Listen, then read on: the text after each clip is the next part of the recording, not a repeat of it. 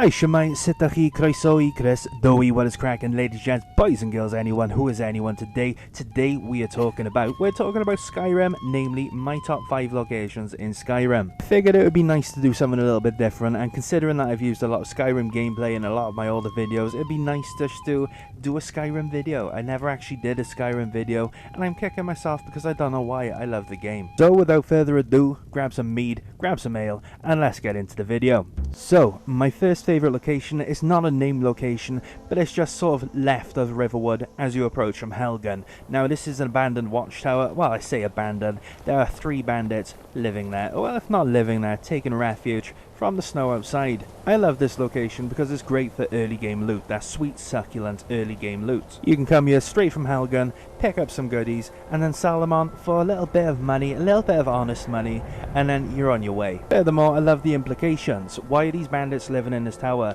Are they living there? Are they just taking refuge whilst on the journey? Are they hoping to ambush? Are they hoping to attack Riverwood? Who knows? I just like that there's endless possibilities for storytelling, and as you approach the tower, they all seem to want you to get the heck out of Dodge. Now for me, this is one of the locations that I always visit when I start a new game, just for some early game loot, whether that be the armor, whether that be weaponry, whether that just be things for me to sell, if not potions. I just always pay them a visit. That said, I think you should too. So that moves me on to my second favourite location in Skyrim. Number 2. It has to be Anise's cabin. Why Anise's cabin, you ask? Well, from the outside in, it just looks like a cute little old cabin in the middle of the woods that a cute old lady lives in. There's nothing suspicious about it, but as you approach, as you enter the cabin, you can sense something's off. This little old lady has something that she's hiding, and as you approach the bed, you will notice a hatch on the floor. Now, because this is Skyrim, and at best we are all morally grey, you decide to pick the lock, you enter the basement, and you reveal that she is in fact a practicing witch. You enter, and you find a note on the table that is addressed to another witch, if not a hag raven. You realise something's up. You leave the basement to confront her, and she attacks you. She doesn't want her secret getting out, so like any good gardener, you fertilise the soil with her brains. But I like this location because there's a surprising amount of character, story development, and just depth to it. And it's something that makes the world of Skyrim feel a lot more organic. And I think if you play PC and you have a bunch of mods on there, you could probably make use of her cabin. You could probably recruit Anise as a follower or something, I don't know. I might get Skyrim on PC just to explore the mods. But yeah, I think it's a cracking little location, and it's definitely one of my favourites. But we're on to number 3. Number 3 is another unnamed location, just it's sort of nearby Elzagleam Sanctuary. Now, I thought this was just a random event at first, but then when I went back, I realised, well, fingers crossed it isn't, and it's going to be there for you too.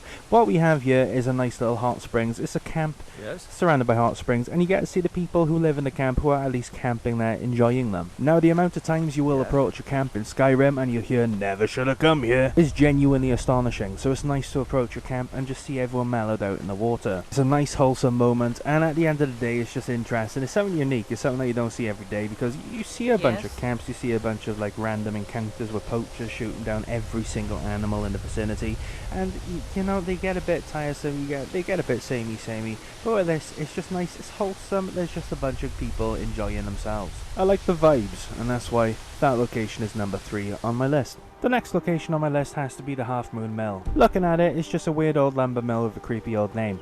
But as you approach it, you realise something's up. You notice there's one person actually living there, and she seems to do everything around the place. And you look at her eyes and you realise this woman is a vampire. And if there's anything that any fantasy or film has ever taught you, is that vampires are shady, they can't be trusted, and this woman is immediately suspicious. Then as you explore her property, you find a creepy little shed in the background with some meat and some bloody clothes. And it's sort of, the alarm bell should be ringing, and all of a sudden you realise that this woman is actually quite dodgy. She is quite dodgy. She may be dangerous. Maybe she preys upon the people travelling the roads. That's why she doesn't get many visitors, because she quickly eats them. And if you break into her home and you check out her wardrobes, her cupboards, her closets, you realise there's actually a lot of clothing in her house that don't seem to belong to anyone in particular. They just seem to be clothes left over. There's a little boy's tunic in there, for example. And when you realise that there aren't any children there, things take quite a dark turn. Did this vampire lose her son, or did she claim another victim that just so happened to be a child?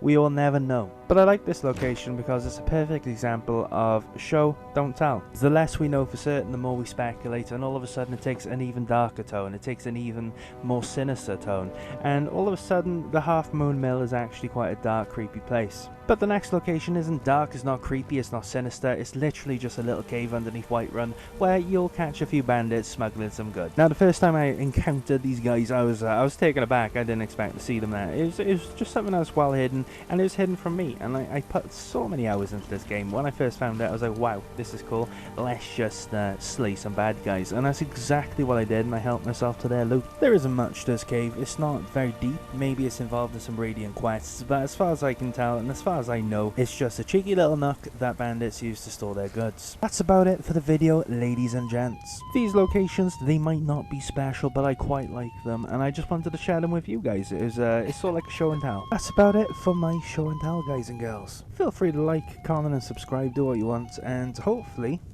maybe you'll go visit some of these locations in game. Who knows?